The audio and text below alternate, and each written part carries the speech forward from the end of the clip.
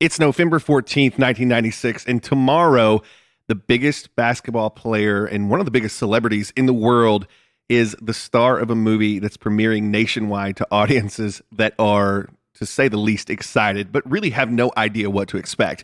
It's Michael Jordan, it's the Looney Tunes, it's Space Jam, and it's about to change the world for an entire generation. Let's dive in. Let's believe that we can all fly. Let's do it. This is the Upshot Podcast. We're about to break down the biggest moments in the NBA. Long three! Tie game with 5 seconds remaining! And why they matter now. This is the Upshot Podcast.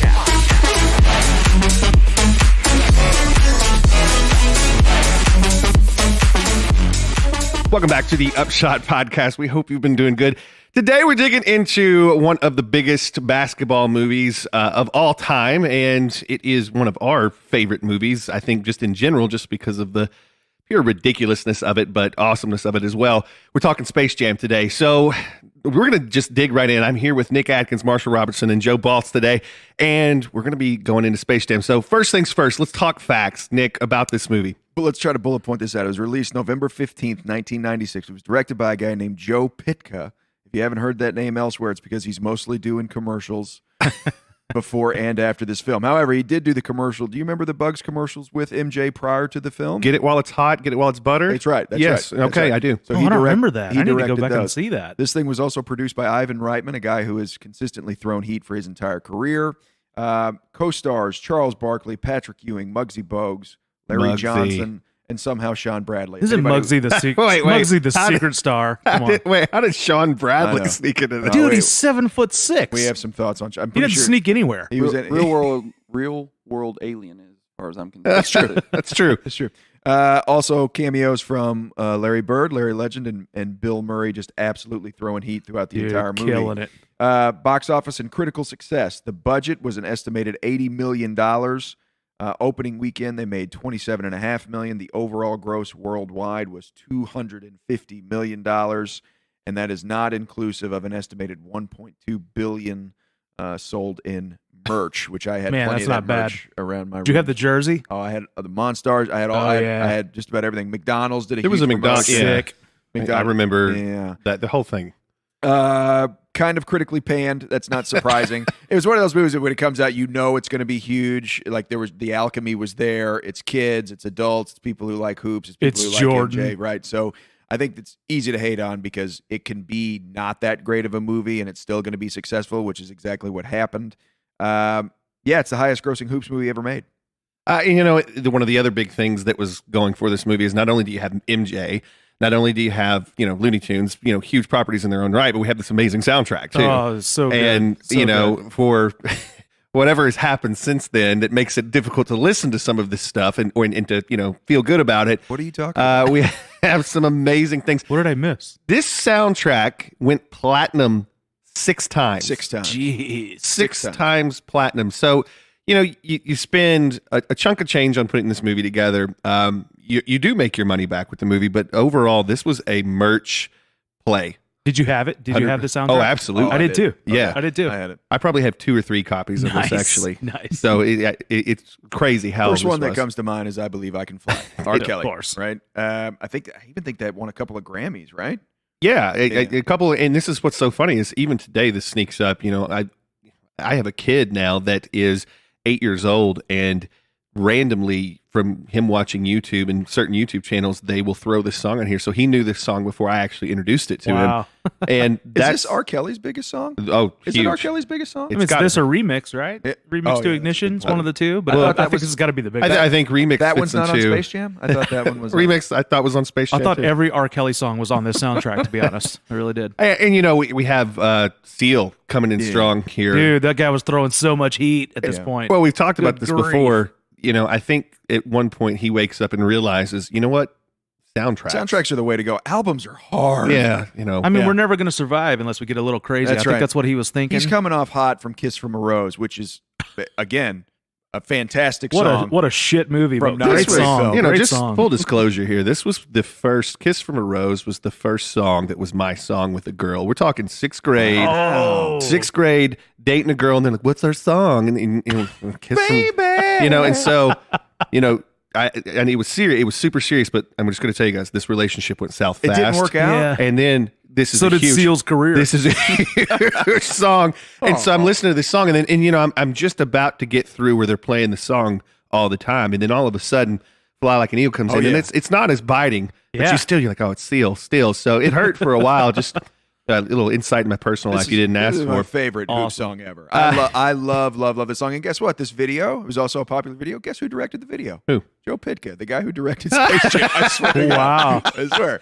Because if I remember right, there were a lot of clips from the movie. And So stuff much. Like, yeah, that Yeah. makes sense. Do you think that they just ask him, like, do you never want to work again? Do you just want to do everything for this and make all the money you ever need to make? Look, I think if you're Joe Pytka and you're taking meetings, I think, look, I made one movie. It made a ton of money. Hi, nice to meet you. My name is Space Joe Pytka. That's right. And I've sold a bunch of shoes. So, yeah, I think he's doing okay. Also, Quad City DJs, we've alluded to this on dude. other pods, but this Space Jam, and this is one of those things that if you don't remember this song, you have to go look it up, and it sort of hits you that this song cannot exist in any other universe except for right at this time. Seriously. Well, if you heard it and you were thinking, wow, this song sounds like Come On Ride the Train and Ride It, that's because it's the same people and they essentially made the same song and it worked out for them twice. Dude, And you I love just it when blew people my cash mind in. when you said Listen, that. That's amazing. it's the That's same right. song. You're right. It's the same It's what we call the hangover formula. If it works once, just make the same movie over and over again.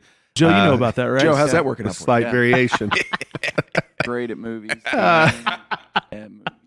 But yeah, like the soundtrack's an absolute monster. And next thing, let's start going through the plot of this and sort of not only the plot of the movie, but sort of the things that are surrounding the movie, because you really get back into this, and this is where we get really fascinated, I think, all of us with this particular movie. It's what was going on in the real world that coincided with this, and all the rumors surrounding why this movie got made, why it was made a priority, why, what was happening with Michael Jordan. Because if you really go back and look at what was happening with Michael Jordan, this is an odd career path for the best player. He was in a the world. weird spot. Yeah. He was. And this movie actually fits into a very, interesting spot of that. So just to get into it, 1973, this is sort of the plot here. A young Michael Jordan tells his father that he wants to go to the University of North Carolina, Chapel Hill, play in the championship. And then he wants to go to the NBA.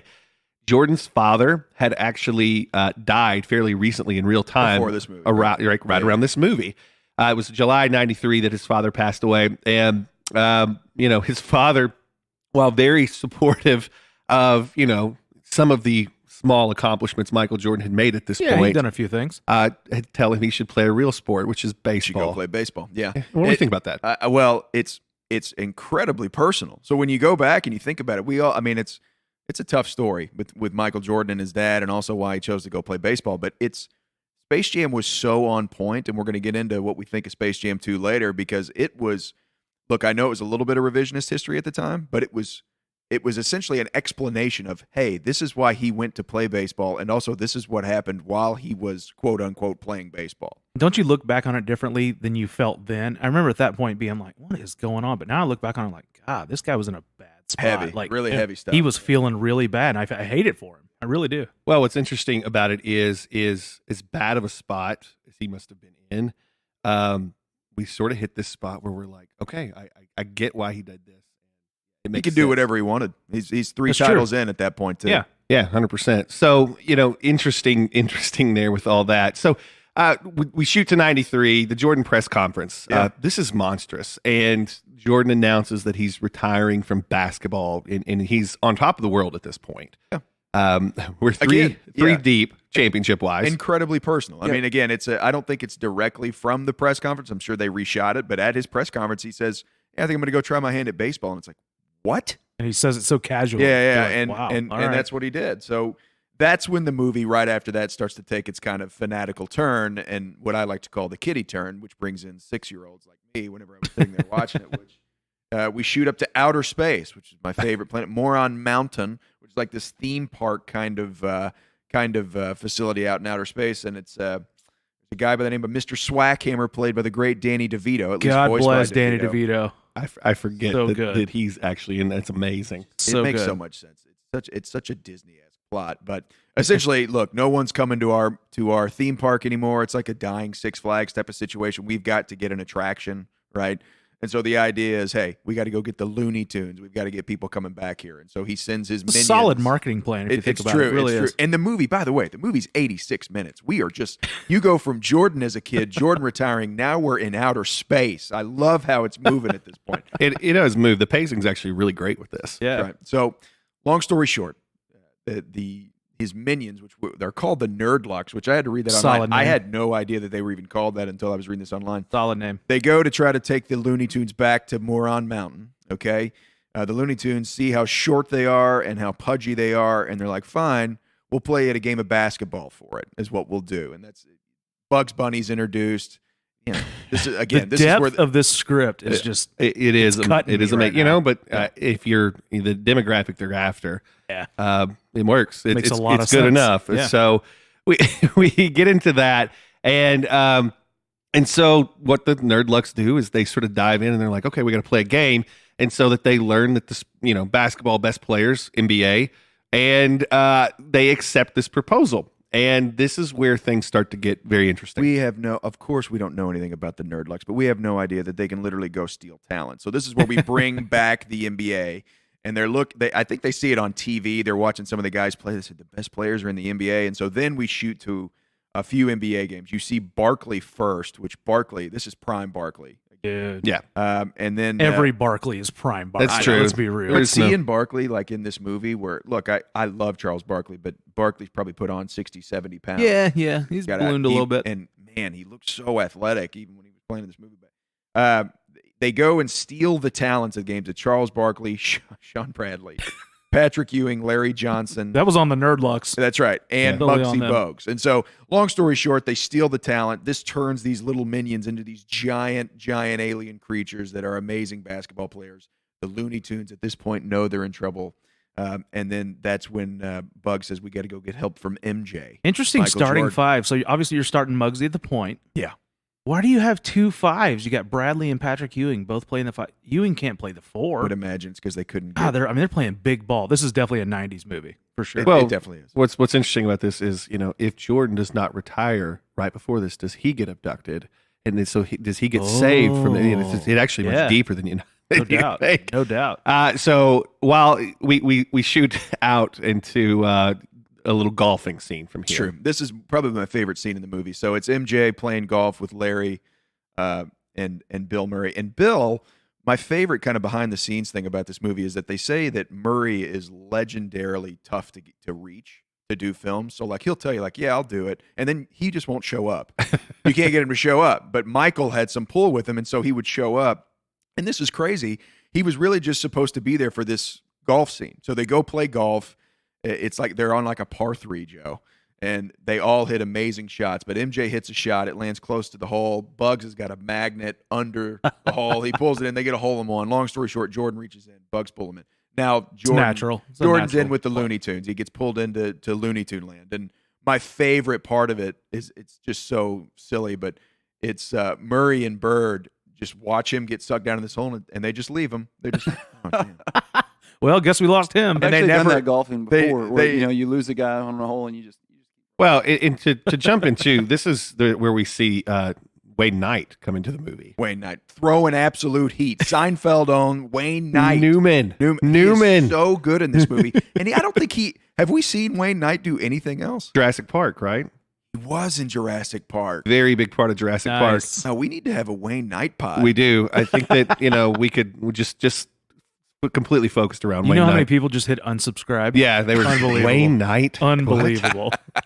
But let's I didn't get know they into- could do that in the middle of a pod. It's Let's amazing. get into it. We've got You know what? I'm out. I feel like you go from Newman to a very silly character here, and you got Jurassic Park under your belt too. This guy actually was rocking it. Underrated Oh, yeah. career. We're talking 90s really kind of hit the niche for whatever kind of portly. This could be pre-Jack Black, he was taking up those roles. I mean, name a better 3 than Seinfeld, Jurassic Park, and Space Jam. That's Really- hard that's- to beat right there. It's pretty That's solid. hard. So, Jordan gets sucked down in the hole. He doesn't want to actually help out at first, but then we have a little confrontation with the aliens, and we have a little pride going on. So Jordan, being the competitive gent that he is, decides that he's going to help Bugs and team actually play these guys. And this is what I love. I have a to admit something here. I watched this twice in preparation for the pod. Now it's what I call a good treadmill movie.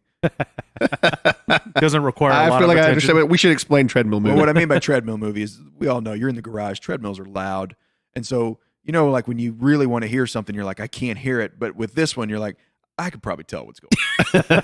and so you put the subtitles on, you're fine. MJ in this movie, because he's never acted before or after this, right? And he's been good in commercials, but he doesn't have the kind of. I mean, Peyton Manning's done more than MJ has as far as being on camera. Absolutely.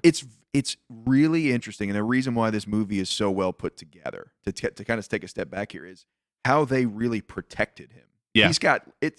They made him look good. He maybe has 40 lines in the movie. Yeah. And he's the star of the movie. Yeah. Okay. And he comes off well, and he Exactly. doesn't have a lot of lines. I mean, exactly. It's amazing. And look, is he Daniel Day-Lewis? Of course not. But it works. He doesn't do a bad job. And so yes. Anyway, he gets pulled in. He agrees to do this. They end up playing the game.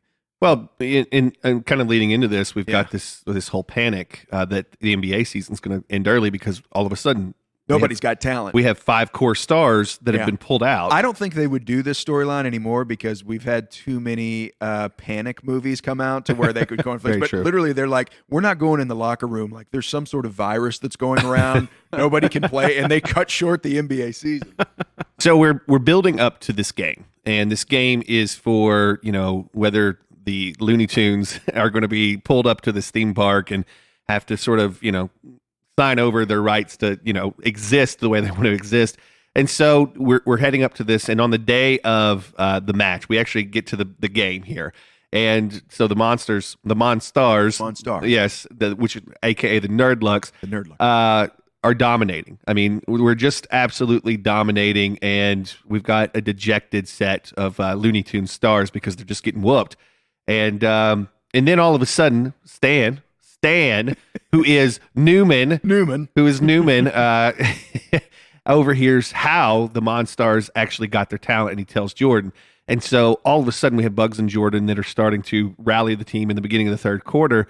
And then we start actually bringing out the true talent of our Looney Tunes, which is, shenanigans.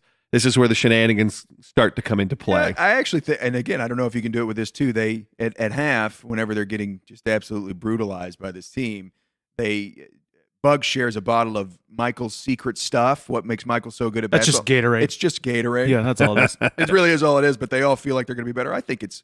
I don't know what Joe Pitka was trying to say, but I think he called the steroid era in baseball. This is a little before PEDs. I think he was getting there, and I think this movie was a warning. I think it's great how right now in our lives we're looking for more meaning in Space Jam. Yeah. I'm with you. There's a chance it was just that simple. What was he trying to You know say? what? Space Jam could have prevented all this. I say that at least once a week.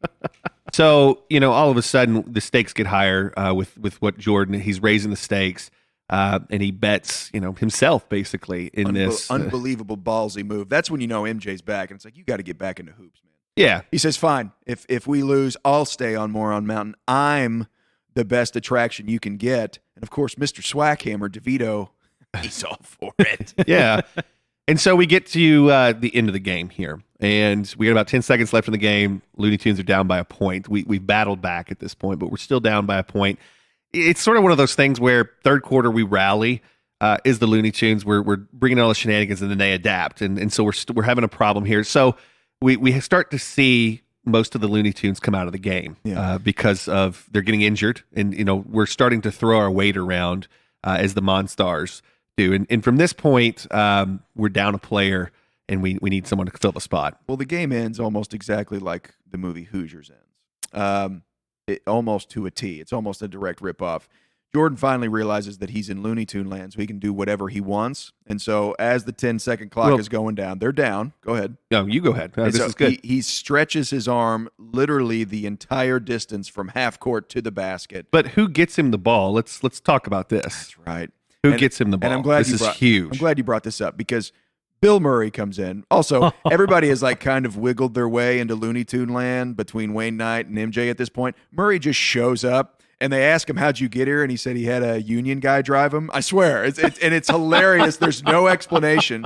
Murray comes in. Doesn't that feel natural? Like that's probably how it happens. He's so good. And that scene in particular, they were, I think, and I have a feeling this is going to be this next Space Jam movie too, but they were literally kind of riding it on the fly. And they liked Murray so much in the golf scene, they asked him to do you think you could get him to come back for this? And they did, and wrote it in. I love That's it. how they did it. So Murray basically fills the spot of one of the injured Tunes, Right. and comes in and he gets Jordan the ball, which takes us to when Jordan realizes that Right. he's in Tune Land and That's he can right. do things that he couldn't normally Right. do. It's So- long story short, again, just like the end of Hoosiers, he stretches his arm out the entire length of the half court, slams it at the end, and the Looney And Gene Tunes- Hackman jumps up and down. Gene Hackman jumps up and Yeah. down, and Nolte's screaming. So he slams it, and they end up winning. Now, the most interesting part is what happens after that. Yeah, this is where we see the Monstars being reprimanded by the owner of the theme park, which they came from, Swackhammer, which is DeVito, and just wonderful, Good name. wonderful, Good wonderful. name. Evil name. Yeah, a very evil name. And Jordan comes over and he helps them realize as they're being reprimanded, as they're being shamed, Jordan comes over and realizes that they've only listened to this guy because previously they were smaller. And so now that they're not, we still have, the NBA size to our advantage here. They take advantage of that and they rebel against. They literally Swackhammer. put him in a rocket and shoot him to the damn moon. And it was interesting too because they joined the Looney Tunes at the end of the movie, and so you're like, oh, do we have is this going to be? Long story short, it didn't work out. I haven't seen the Nerd Luck since this movie. I don't know if you guys have, but I don't think that they've become a part of any future cartoon franchise that I'm familiar didn't with. move on. But hey, good run and done. So at the end of it, Jordan goes back. He gets flown in via spaceship, and nobody seems to care. No, it makes Yeah, that's to his natural. baseball game. But he goes and he meets Barkley, he meets Ewing, Johnson, Bogues, and of course Sean Bradley, legendary center. And he actually returns their talent to him. They're happy. They're dunking. They meet in the court, and they say, "MJ, why don't you come play? We don't think you can play anymore." This is Barkley talking to him. Naturally. Of course, Perfect. MJ, literally the one line he said the whole time, "Yeah, I'll play." So he plays, and then it ends with he comes back to basketball. The movie literally ends with him dunking, wearing the number 45 Bulls jersey that when he came I back don't with. think I caught that. Yeah. So Interesting. This is all this essentially. How did the timing of that work out? Was he already back in basketball at that point? when the by time movie it comes out, it was. Yeah. Oh, So okay. it's a little bit. So it was like a revisionist late of- edit? Exactly. Okay. Yeah. Interesting. Nice. Okay. So the movie literally ends with him. He plays 3-on-3 with these guys, but then it shows him coming back to basketball and dunking with the number 45. Interesting. Yeah. Okay. And and so 2 years after this is filmed, Jordan returns to the Chicago Bulls. Yeah. Rest is history, and he puts on one of the most impressive runs that anybody had ever seen. From Three that more point. titles. 3 more titles. Yeah, three more. And three then more the titles. Washington Wizards. Yeah, and 3 more titles. Yeah. 3 more titles though. So just some cleanup thoughts on the movie here. If you go right now, if you were like us, this is kind of the dawn of the internet for me. Around this time, I'm starting to get the internet. I have like my first computer. I have my first dial-up, and what you're capable of doing at this point with website technology is pretty mediocre. But they actually put on a pretty impressive website for 95, 96. Nice. If you go Google right now, the Space Jam website, it is intact. Still live, baby. That website is still there. I'm about to jump on And that. it's It's it's- awesome. It's so dated. Amazing. Sweet. It's perfect. And it's just absolutely beautiful. I don't think that you can talk about this movie without talking about how, if you're Michael Jordan and you go back and watch this, that it's got to be somewhat painful, because it's got to, there's so many things about his dad here. There's so many things about his decision to leave basketball to come back to basketball, and while it's just for us, it's a storyline. For him, there had to be some big things. What an going on. interesting thought. I haven't heard in recent years if anyone's ever asked him like how he feels about this movie. I'd love to know how he feels about it. It's just so true to his story. That's the thing, is that it when you go back, it actually of course this is a fantasy movie, but it actually makes sense that this is what happened. This is why I chose to come back to basketball and yada yada yada. And it also, again, I can't. It would have been very easy to write a script with just, hey, this happened on a weekend or something, right? This was literally his story, and it fits in the timeline of him leaving basketball, coming back to basketball. Yeah. So I don't think Jordan regrets retiring from basketball. I don't think that he looks back on that like a mistake, like some people from the outside be like, man, we Right. know he went through a tough time, but I think it's easy to think, well, you're the greatest, and then you came back, so you regretted your decision. I think he just looks at it like, Yeah. great. Like I was at the top of my game, and I wanted to try Right. something else. Yeah. Absolutely. Would he have won 8? You think? Who won when he was Great gone? Was question. that the Elijah? It was the years? Rockets, right? The 2 Rockets? years the Rockets were in there. I mean, Well, you are you asking if they're good enough to win, or could he do 8? Because Would I he mean, have won those two that I he just missed? feel like he capped what he was capable of mentally putting in. Because if he stays those couple more That's years, probably true. I don't think he goes all the way to the. Who would have been the, guarding Olajuwon? Luke Longley? Oh, I don't know. Bill Winnington, Billy maybe. Winnington? And that's the thing. You can look back and what could have been, but the way it played out was pretty great. It's crazy. Yeah.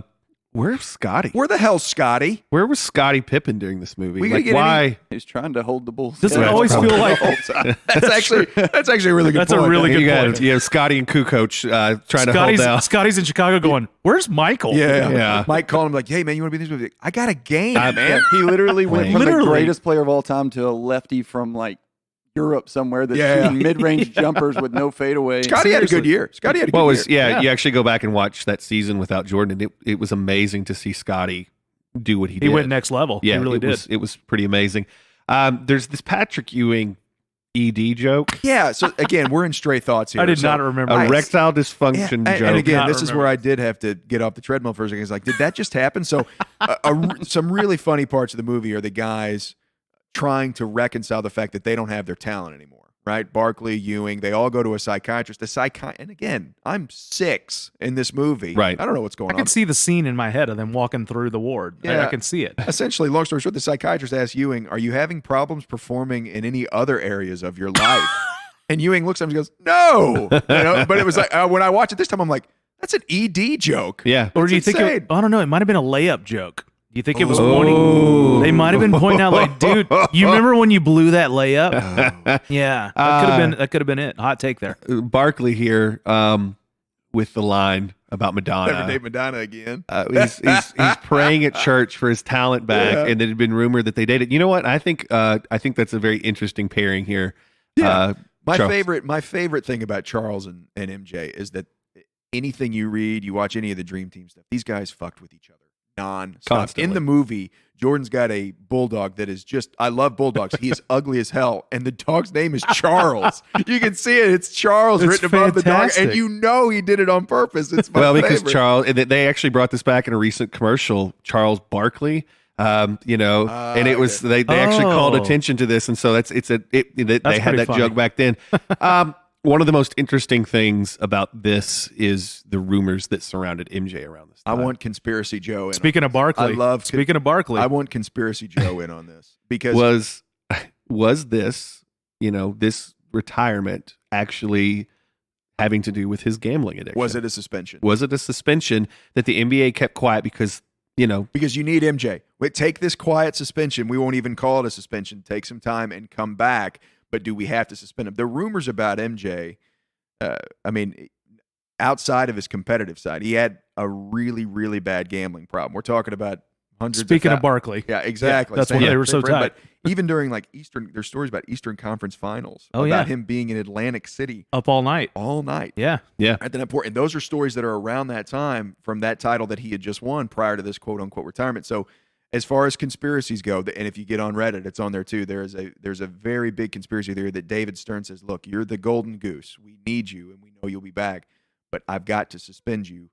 You go play some baseball for a little bit." See, I'm on board until the baseball thing. I'm like, okay, so why baseball? Maybe Like, he said, "I'm why gonna not just go go play sit at the house? I think maybe he was. You got to take some time away, and you got to get your shit together. Yeah. What's a and better Jordan was just excuse? like, you know what I've always wanted to do, and this because Jordan didn't want to stop. I mean, Right. he was Yeah. at the height of competition. I think this it's point. all just because we can't program it.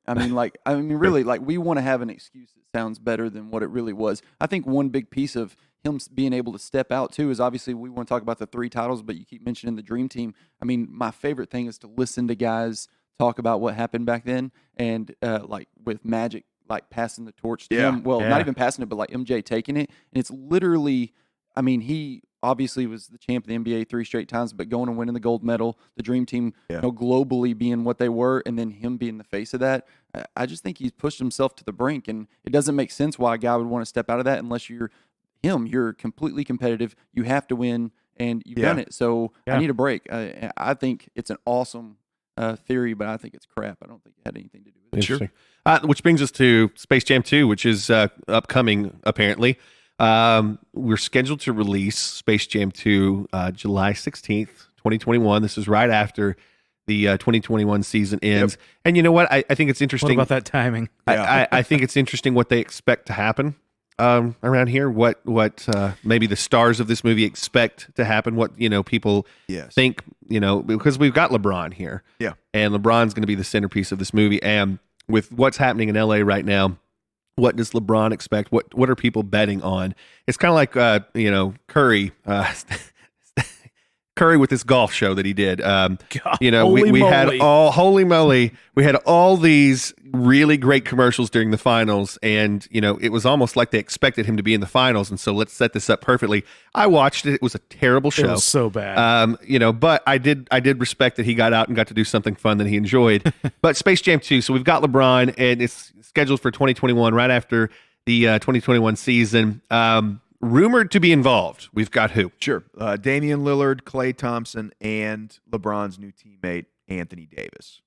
Slated to star. There may be some others. There's some other names, like Diana Taurasi, I think, is involved. Like, there's a lot of, there's some other names. And this is the thing, to get AD to LA, there was some concessions in money. Part of the pitch? To hit the cap. Oh. He had to give up $4 million. He had to give up $4 million. Yeah. So we're going to make up for it in Space Jam. Did he get scale? some cash, with Yeah. Space What's he Jam? getting craft service and scale? And so this movie has already begun production, apparently. And this is funny, the timing of production on this, actually. If we're talking AD, we're talking, and production began in June of 2019. In the summer. If you scale back into the Anthony Davis talks and coming into this movie, that's interesting. And they're being super tight-lipped about it. They right? are. Like, they're not releasing anything. So I got to ask you guys, just quick opinions, because, this is interesting to me. The original Space Jam is very tied into Michael Jordan's life and the things going on. With Space Jam 2, LeBron, what do you expect the plot to actually be? Dude, I'll jump on this, and it's not going to be quick because I really go. I really thought this one out. Layer Because it out. to me, when we started talking about Space Jam 2, and I'm seeing all the parallels of MJ's career and the way this plot of Space Jam was so personal to him, I think LeBron is going to see it the same way, and I think he's going to act just the same way, because hasn't he kind of developed his career after MJ? Absolutely. That's what Kobe did. Like, everyone is always trying to follow MJ, and I think that's exactly what's going to happen. So the plot that I've developed, it's way too easy, it's way too real to be the actual plot, but somehow I see LeBron thinking on this level. All right, check this out. So the movie is going to begin with a 10 to 15 minute retrospect of LeBron's dynamic playing career. Okay. The ups and downs of being a legit star at such a young age. I mean, we all remember he was playing on ESPN in high school. Right. He's drafted as the savior of Cleveland. He's going to become a superstar in the league, never being able to guide the Cavs to that elusive title. Then all of a sudden, he's going to spurn that hometown team. He's going to become a super villain and become part of a super team in Miami, where he goes on to win titles, build his legend, and then he's going to come back home, reclaim the throne as the king of Cleveland, finally bringing them a title. So there's the retrospective to begin the movie. Right. Then it picks up with LeBron starting his life in LA. He's adjusting to the Hollywood lifestyle, beginning his first disappointing season with the Lakers, which we know he just went through. Well, as the season winds down, an introspective LeBron contemplates his next career move, and he toys the idea of retirement. Obviously, he's frustrated. He's taking it out on his family, has a fight with his son, Bronny. I got Bronny. Ooh, way to get Bronny in there. Nice. I got Bronny involved. That leads him to move out and head to the East Coast to pursue a basketball career. Bronny, he's heading east.